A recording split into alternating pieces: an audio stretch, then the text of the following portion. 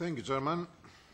Today we are discussing issues related to corporate liability for damage caused from offshore accidents during prospection, exploration and production of oil and gas.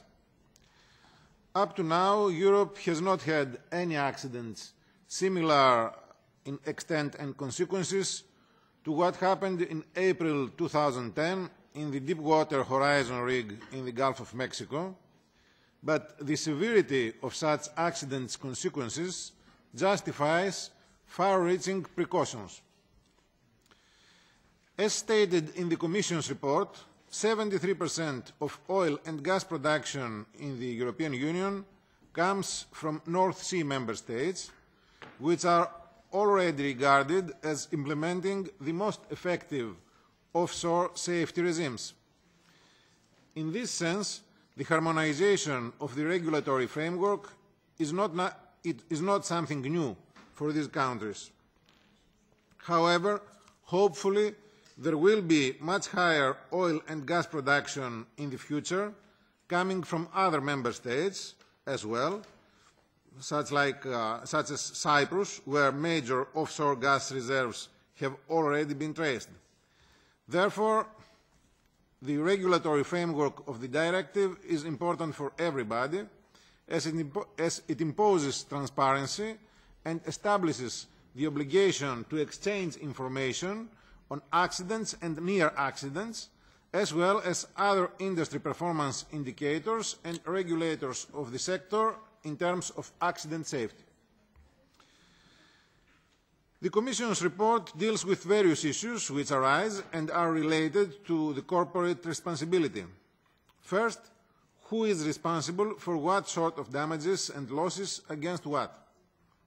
Second, which is the way to ensure that the responsible parties have sufficient financial capacity to provide fair compensation for injury and loss for which they are responsible? And third, which is the way of disbursement of compensation to rapidly reach the claimants and minimize diffusion risks of effects on the wider economy? In its conclusions, the Commission states that there are differences between the Member States regarding the way in which liability conditions regulate the access to justice for victims of offshore accidents. Despite that, the Commission says that so far we cannot assume that one of the current approaches of civil responsibility is less effective regarding the safety of offshore activities of oil and gas exploitation through the European Union. Nevertheless, the Commission states the need of transposition of the directive into the domestic law of the Member States, which should have been concluded by July 2015. I completely agree to the need of immediate transposition of the directive in domestic law. However, I do not agree to the Commission's conclusion that the need to establish criminal sanctions in order to enforce offshore safety has not been spotted. It is my belief that preventing is better than curing, and establishing criminal sanctions now could bring better results regarding the offshore safety measures which the competent bodies are willing to take.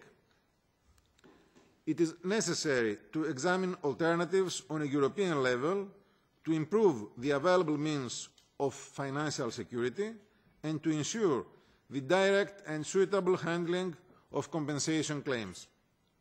This could be done either through a new legal act or through the modification of the already existing one, which might be faster, easier and more effective.